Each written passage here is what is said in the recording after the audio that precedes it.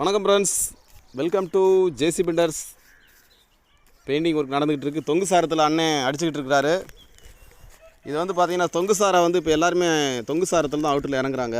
என்ன காரணம்னு பார்த்தீங்கன்னா ஒரு ஆளை வந்து மிச்சப்படுத்தலாம். இப்போ மரம் வச்சு சாரம் கட்டும்போது 3 பேர் கண்டிப்பாக இருக்கணும். ஒரு ஆள் கீழேருந்து கரைச்சி கொடுக்குற மாதிரி இருக்கும். இது வந்து பார்த்திங்கன்னா 2 பேர் இருந்தால் போதும். ஒரு ஆள் கயரில் இறங்குவார், ஒரு ஆள் வந்து மேலேருந்து சரக்களை கொடுத்துருவாங்க.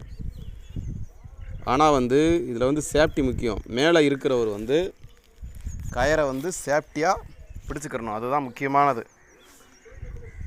சேஃப்டியாக பிடிச்சிக்கிறணும், அதுதான் முக்கியமானது. பெயிண்டர் பிரதர், நீங்கள் எதுவும் சொல்ல விரும்புகிறீங்களா?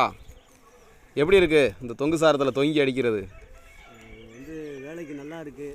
ஓகே. காற்றுல ஏறி இறங்க கொஞ்சம் கஷ்டமாக இருக்குது. ஓகே. இதுனா லேசாக இருக்குது. இன்னொன்று என்ன செய்ய, நம்ம ஒடிச்சான் வயிற்றுக்கு உழைக்கிறதுக்காக இப்படி இறங்கினா தான் நம்மளால் உழைக்க முடியும். ஆமாம், அதனால் நாங்கள் வேலை பார்க்கணும். ஓகேங்க. அண்ணன் கயத்தில் ஏறி கயத்தில் நடந்து வேலை பார்க்குறது கஷ்டமான வேலை தான். ஆனால் வந்து சேஃப்டியாக பார்க்க வேண்டிய வேலை. மேலே இருக்கிறது தான் அண்ணனுக்கு வந்து சேஃப்டியாகவும்.